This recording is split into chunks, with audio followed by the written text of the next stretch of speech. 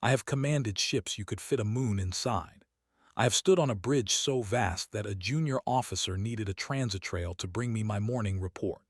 For 400 of your years, the Hesari measured a navy by the only metric that ever seemed to matter: how large a thing could you build, and how much of the dark could one of your vessels blot out. We called our capital ships choir vessels, because when their drive corps sang in formation, whole systems could hear them coming. We thought that was the point. We thought being heard was the point. So understand what it cost me to record this lecture.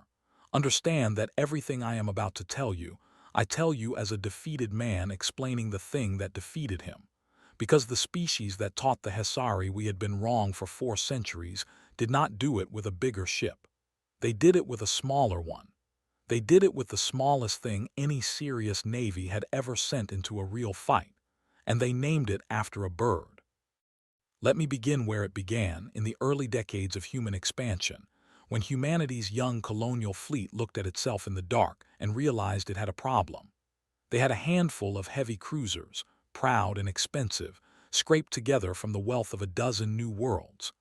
Those cruisers were built for the same thing our choir vessels were built for: to meet an enemy fleet in open space and trade fire until one side broke. And against that purpose, they were adequate.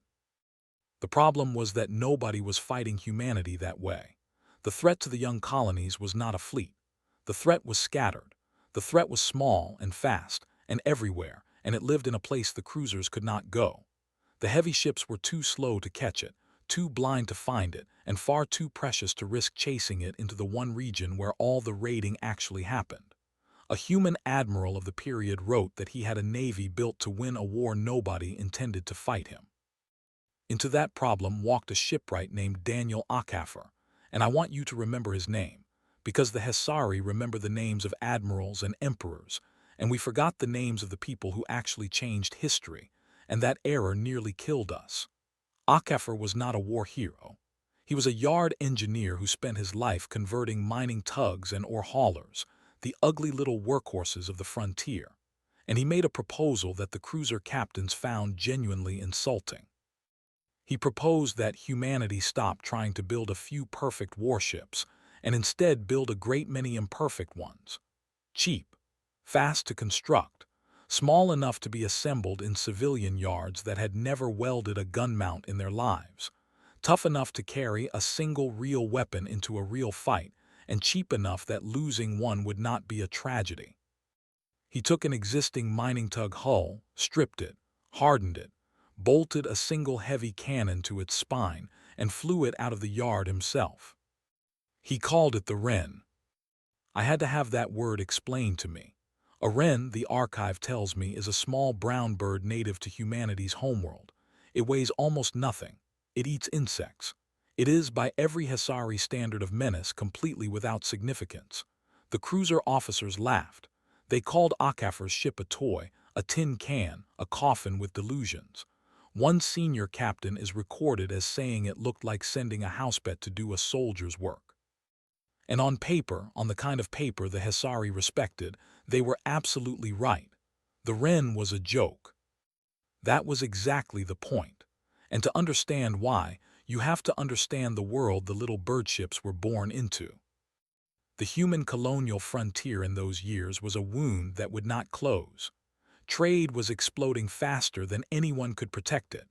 Ore convoys, water haulers, colony ships heavy with families and seed stock, all of it crawling between young worlds along predictable lanes. Each one was a fortune moving slowly through the dark, and almost none of them were defended, because the Navy was a few cruisers spread across a frontier so wide that a ship of the line might be 6 weeks from the nearest distress call. And sitting in the middle of all that undefended wealth was the Tannhäuser Sift.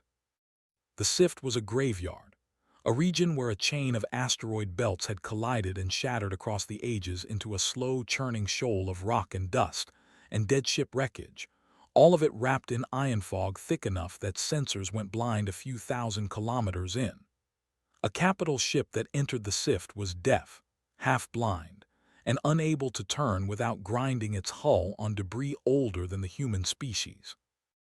It was, in every way that mattered, the deep space equivalent of the shallow coastal water that has hidden raiders since the first sailor stole from the second.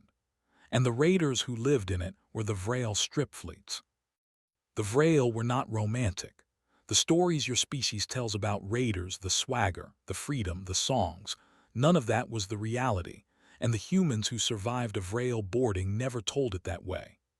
The Vrel came in fast, shallow burn strike craft, gutted a convoy in under an hour, took everything that could be sold and everyone who could be ransomed, and were back inside the fog before any patrol could arrive. They organized into clans under warlords, and the warlords were genuine monsters with theatrical reputations. There was one the convoy crews called Greymaw, who was said to keep the running lights of every ship he had taken strung along his hull like trophies. There was one they called the Tithe Taker, who would let a single survivor live from each kill specifically to carry the story onward, because terror was cheaper than ammunition. And there was Ashgil, the worst of them, who had taken more ships than the rest combined, and treated the entire Sift as his private hunting preserve. And here is the part the Hesari would have understood instantly, because we had done it ourselves. The Vrel were not truly independent. They were tolerated. The great Kassarn hegemony, which bordered that frontier and considered humanity beneath its notice, quietly took a cut of every cargo the strip fleets sold and looked the other way in exchange. The raiders were a knife the hegemony did not have to hold. It was a protection racket conducted on an interstellar scale, and it worked, because no power in the region was willing to commit the ships required to dig the Vrel out of the fog. Why would they? The only ships that could survive in there were too small to matter, or so everyone believed. So now you see the shape of the gap. The heavy cruisers were built for one thing, to win a set-piece battle in open space, and that was a battle the Vrel would never, ever offer. Send a cruiser into the Sift and it went blind, ran aground on a dead hull, and became a very expensive target for raiders who knew the wreckage like the lines of their own hands. The cruiser was a magnificent answer to a question nobody was asking, and humanity could not afford enough of them to even try. A single heavy cruiser cost more than an entire colony's annual yield and took years to build. You could not station one over every lane, every belt, every fog bank where a convoy might die. It was arithmetic, and the arithmetic was hopeless. But Akafar's bird ships, those you could build, by the dozen, by the hundred. A bird-class Corvette could be assembled in a converted civilian yard in a matter of months. It needed a crew you could count on your hands. It was small enough to thread the wreckage of the Sift at speed, quiet enough to run silent through iron fog that blinded everything larger, and armed heavily enough to gut a Vrel strike craft at close range before the raider even understood it was being hunted. Each one was, individually, expendable. Together they were a doctrine, and the humans gave that doctrine a name that I find myself unable to forget. Many cheap teeth. Not one great jaw. Many cheap teeth in many cheap mouths in every dark corner at once. The Hesari heard about all of this, by the way, and we laughed too. I will be honest with you, because there is no point recording a lie for the archive. When the first reports reached our war college of a human navy building swarms of converted mining tugs and naming them after songbirds, the wren, the finch, the sparrow, the dunnock, we filed it under curiosities. A species too poor to build a proper ship, dressing up its poverty in cute little names to make the shame bearable. That was the consensus among my peers. I remember the assessment that crossed my own desk. It described the human Corvette program as evidence of a civilization that had given up on naval power and was managing its decline. I initialed it. I agreed with it. I want that in the record so that you understand exactly how completely we misread what was happening. We saw the name and we stopped thinking. A thing called a wren could not be dangerous. We were so certain of it that we never once asked why a navy would deliberately make its warships sound harmless.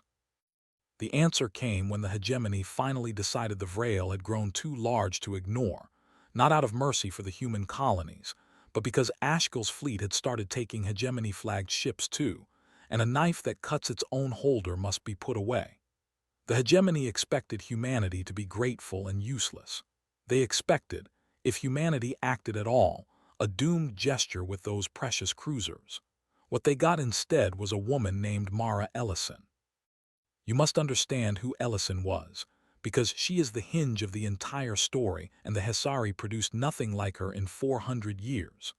Mara Ellison had spent the first half of her life on the wrong side of the law. She had run cargo through that very frontier, dodged patrols, sold to people who did not ask where the goods came from, and lived among the kind of crews the Vrail recruited from. She knew how raiders thought because she had thought that way. She knew the hiding spots, the fog channels, the psychology of men and Vrail who lived outside any law and trusted nothing but speed. And when the colonies offered her a pardon and a command, she took both, and then she did something that no Hesari fleet marshal would have had the imagination to do. She refused the cruisers. She asked for the birds. Her plan was not to fight the Vrail. Her plan was to split them. She knew, as only a former smuggler could, that the Stripfleet clans hated each other almost as much as they hated their prey, and that loyalty among raiders is only ever as deep as the next cargo. So before she fired a single shot, Ellison let it be known across the frontier's gray markets that the colonies would pardon any raider who surrendered and turned on the others. It was the oldest trick the Dark has ever known, set a thief to catch a thief, and it worked exactly as it had worked on 1,000 coastlines before there was a single starship anywhere. Greymaw took the pardon.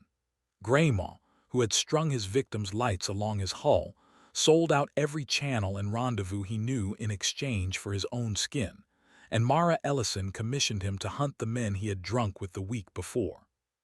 Then the birds went into the fog. The campaign that followed was not glorious in any sense the Hesari would recognize, and that is precisely why it succeeded. There was no grand battle. There was no choir vessel singing across a system. There were swarms of small, silent, cheap ships threading wreckage that no capital vessel could survive, appearing out of iron fog at knife range, gutting a raider strike craft and vanishing before its sister ships could form up. The Vrail, who had spent a generation being the fastest and the smallest and the hardest to find, suddenly found themselves hunted by something faster and smaller and harder to find than they were, in the one place they had always been safe. The Sift had been their fortress. The humans turned it into a trap, because the humans had built ships that belonged in it, and the Vrail had assumed no one ever would. The warlords died one by one. The Tithe-taker, who had let survivors live to spread his legend, was run down in a fog bank in the 3rd year of the campaign by a bird-class Corvette whose captain had been a child on a colony the Tithe-taker had raided. There is a terrible symmetry there that the humans seem to appreciate more than I am comfortable with. Greymaw the traitor was found dead in his own ship a year later, killed by the last loyal members of his clan before a human ever reached him. Betrayal, it turns out, is a wheel that keeps turning. And Ashkil, the great hunter himself, was cornered at last in the deepest part of the Sift, in a wreck field so dense that he had believed it unfollowable. He was wrong. They had a ship that could follow. It was called the Sparrow. I want you to sit with that.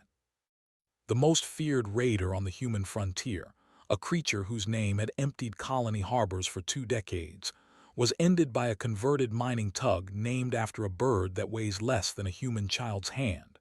His fleet scattered. The racket collapsed. The hegemony, embarrassed and exposed, quietly withdrew its tolerance, and the Tannhäuser Sift went silent for the first time in living memory. And the ships that did it were not the cruisers. The cruisers spent the entire campaign parked at the edge of the fog, magnificent and useless, exactly as they had always been. The killing was done by the small ones, by the cheap, the many, the disposable little birds that a serious navy would have been too proud to build. I almost stopped studying humanity there. I want to confess that, too. I had filed the Vrail campaign as a regional curiosity. A lucky application of unconventional ships to an unconventional problem, a fluke, the kind of thing that works once. And then I found the Second War in a different theater against a different enemy, and I realized I was not looking at a fluke. I was looking at a pattern. Because the Sift was never the only place this happened. Far across human-settled space, on an entirely separate frontier, there was a power that had been bleeding humanity for far longer and far more brazenly than the Vrail ever had.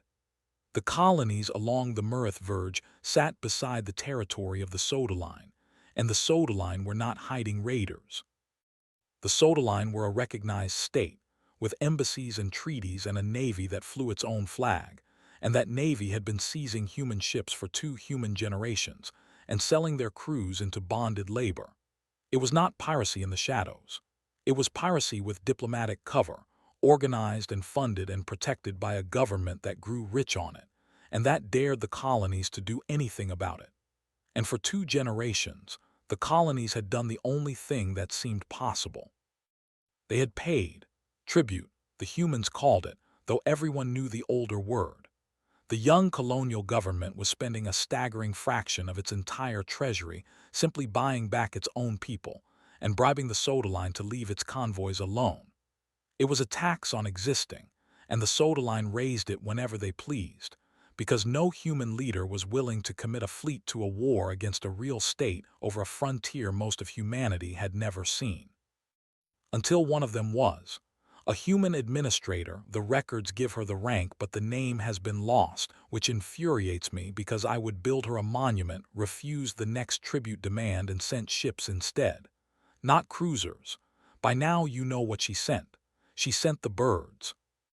And the first decisive engagement of that war has become a thing the humans still teach, because a single bird-class Corvette, badly outgunned on every metric the Soda Line respected, met a Soda Line raider fully twice its tonnage in open space along the verge and took it apart. Won outright. And here is the detail that I, a fleet marshal who has lost thousands of crew to far smaller victories, cannot get past. The human ship did not suffer a single death. Not one. A vessel everyone had written off as a toy destroyed a real warship and brought every soul aboard home alive. The war along the verge dragged on for years, the way wars do, but the outcome was never truly in doubt after that first day, because once again it was not the size of the human hull that mattered. It was the swarm of small, cheap, quick vessels that could intercept the Soda Line raiders, choke their lanes, and project force into the cramped frontier waters where the big ships were liabilities. And when the great powers of the region finally gathered, embarrassed into action by a young species doing what they had been too comfortable to attempt, and agreed to end the Soda Line racket for good, the ships that enforced that decision were not anyone's grand battle fleet. They were corvettes, the small ones. Again, the pattern was no longer a coincidence I could explain away. It was a law. And I will tell you the moment the unease that had been building in me became something colder. It was the names. By the time I had finished studying the Verge campaign, I had read the casualty rolls and the kill tallies of perhaps 200 individual human warships, and every single one of them was named after a small brown bird. The ships that had ended Ashkill, the ship that had won along the Verge without losing a soul.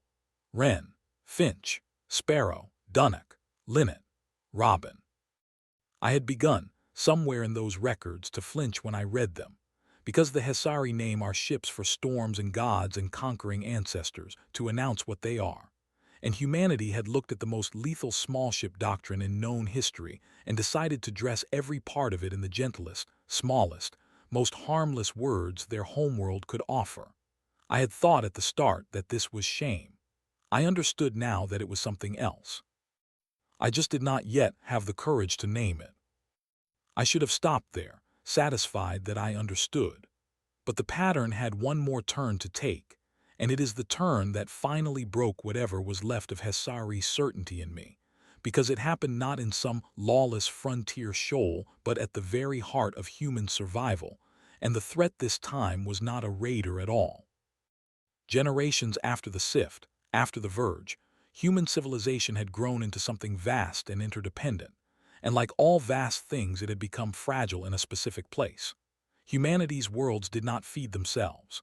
They lived on the great convoys, enormous, slow rivers of ships carrying ore and water and grain and engine parts between the worlds that had them and the worlds that did not. Cut those convoys and the inner colonies would not be conquered. They would simply starve. And into that fragility came a thing the humans called in their flat way the quiet fall, a predator swarm. Nobody is entirely certain to this day what made the quiet fall, whether it was built or bred or evolved in the cold between stars, but its behavior was understood quickly and terribly. It hunted the convoys. It ran silent and dark, struck from below the sensor floor, killed a freighter in seconds, and slipped away before the escorts could even confirm the contact. It hunted in packs. And it was patient in a way that nothing alive should be. If the convoys stopped, humanity lost. It really was that simple, and every human alive understood it. So humanity built ships. You already know what kind. But I want you to hear how they built them this time, because it is the detail that made me, finally, put down my own 400 years of certainty and weep, privately, where no Hesari officer could see. They did not have time to design something elegant. The threat was already killing convoys. So a human engineer took the cheapest, most numerous civilian hull the colonies had, a bulk ice hauler, a vessel built to drag frozen comets across systems, about as far from a warship as a thing can be, and turned it into the new bird class in a matter of weeks. It was slow. It was ugly. It rolled and shuddered in any hard maneuver because its hull had never been meant to fight. Its top burn could not even match the thing it was built to hunt, which meant a quiet fall pack could outrun it whenever it chose. By every Hesari standard, it should never have been sent to war. And humanity built them by the hundreds, and crewed them with ordinary people, and threw them into the worst and longest campaign in the species' history. I have the testimony of a petty officer named Lena Vasquez, recorded long after, and I have listened to it more times than is dignified. She served on one of those ice hauler corvettes. It was named Dunnock. Of course it was, escorting convoys through the deep transit lanes during the worst years of the Quiet Fall War. She described conditions I would not have asked of a Hesari crew under any circumstance. The ships rolled so badly that the new crews were sick for their first weeks aboard. The interiors were cramped and damp and cold, because every gram of mass had gone into hull and weapons, and not into the comfort of the people inside. They would run for days at a stretch on continuous alert, sensors straining at the dark, knowing that somewhere below the noise floor a pack was packing them, deciding. And when a quiet fall struck, the corvettes would peel away from their formation and race toward the contact, dropping spreads of seeker charges into the dark to bracket a thing they could barely see, trying to kill it or at least drive it off long enough for the freighters, the helpless, irreplaceable freighters, to scatter out of reach. Then they would turn and claw their way back into position and do it again. And again. Night after night, Vasquez said, across an ocean of dark so wide it had no other side. They rolled horribly. The crews called the Dunnock and her sisters the most miserable ships in the fleet, and they meant it. But in conditions that turned the bigger, prouder escorts back, and the bigger escorts did turn back, Vasquez was clear about that. The elegant fast warships broke off when the dark got too deep and the storms of debris and radiation got too thick. The little ice haulers pushed on. They could not outrun the threat. They could not always even see it. What they could do was be everywhere and be expendable and refuse to leave. The bird class made up nearly half of all the convoy escorts in the deepest years of that war. They are credited with the destruction of the overwhelming majority of confirmed quiet fall kills, and they paid for it. Vasquez recited the number of bird-class ships lost in that campaign, the way the humans recite the names of the dead, slowly, so that each one lands. And I will not repeat the figure here because it is large enough that I do not trust my own composure to read it aloud. The convoys kept moving. Humanity did not starve. The quiet fall was hunted down across a generation by ugly little ships that had no business surviving, crewed by ordinary people who had no business holding the line, and when it was over there was no grand monument, because that is not how the humans mark these things. There is, instead, a single preserved ship. The very last intact bird-class corvette from that war, An ice-hauler hull older than most of the people who visit her, sits in a slow orbit above one of the inner worlds as a museum. Schoolchildren are brought aboard. They are walked through the cramped, cold, miserable compartments where Lena Vasquez and 10,000 like her held the dark at bay. And they are told to stand on the deck and try to imagine crossing that ocean of black, season after season, knowing that something patient was packing them just beyond the light. I have been aboard her. I, a Hesari fleet marshal, asked permission to walk that deck, and it was granted, and I stood in a compartment I could barely turn around in, and I understood at last what I had been too proud to understand for 400 years. So let me state it plainly, the way the humans would, because they never could abide a thing being left unsaid that could be said simply. Across every era of their history, against every kind of enemy, the answer was the same. When a threat was too scattered, too fast, too hidden, or too patient for the great ships to reach, and the threats almost always were, humanity did not build a greater ship. It built a smaller one. It built many of them. It made them cheap enough to lose and quick enough to replace and willing to go where the giants would not. Build small. Build many. Go where the fight actually is. That was the whole of it. That was the doctrine that beat the Vrail, broke the soda line, and held the line against the quietfall, and it has not changed in all the centuries since, even as the ships themselves changed past recognition. Because the birds are still flying. Humanity's modern corvettes share nothing with a converted mining tug but the philosophy. They are stealth hulls now, built from materials that drink radar and shed heat, small enough that a warship massing a fraction of a choir vessel can vanish from every sensor in a system and reappear only at the moment it chooses to. They carry weapons that a corvette's ancestors could not have dreamed of, capable of striking targets across a system from a hull that costs a tenth of what the prestige fleets demand.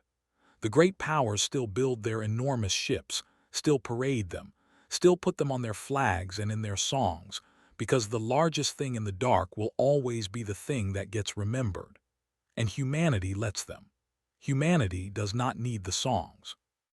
It needs a patrol sector, a set of orders, and enough fuel to get there and back, and it has needed nothing more than that for its entire history among the stars. The Corvette fills the gaps the giants cannot reach. It always has, and I have read enough of the species now to tell you with certainty that it always will. There is something almost unbearable about it to a Hesari, a class of warship that began as a stripped-down mining tug, chasing raiders through a fog-choked graveyard, and ended as a stealth predator holding the line of an entire civilization's survival, and the mission never really changed at all. Patrol the dark, protect the convoys, hunt the things the great ships cannot reach, show the colors in distant systems where a battle fleet would be absurd. The technology changed beyond all recognition. The job did not change by a single degree. That is the Corvette. Never the largest, never the loudest, never the thing on the recruiting posters.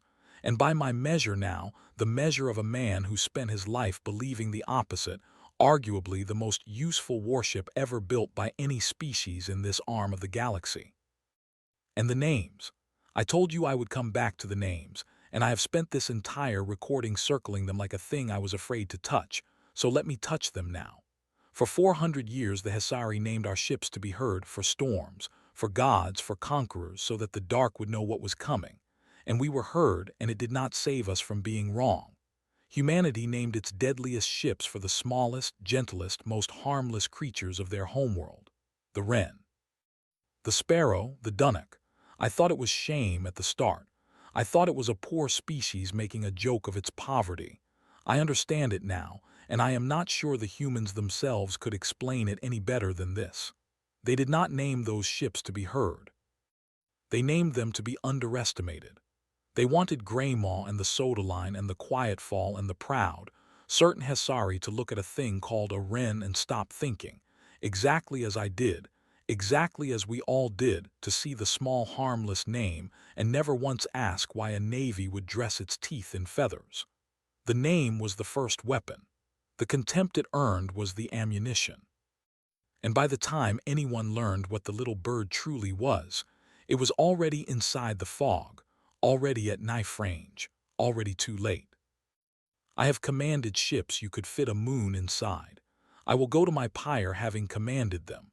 But if I could send one message back to the young officer who initialed that report and called the human Corvette program the management of decline, I would send him only this. The thing you are laughing at is named after a bird because it wants you to laugh. Stop laughing. Start counting. There are more of them than you think, and they are already in the dark with you, and not one of them has any intention of being heard until the very last second. The second it decides, at last, to no longer be a wren. End of archive entry. File under, errors I will not make again.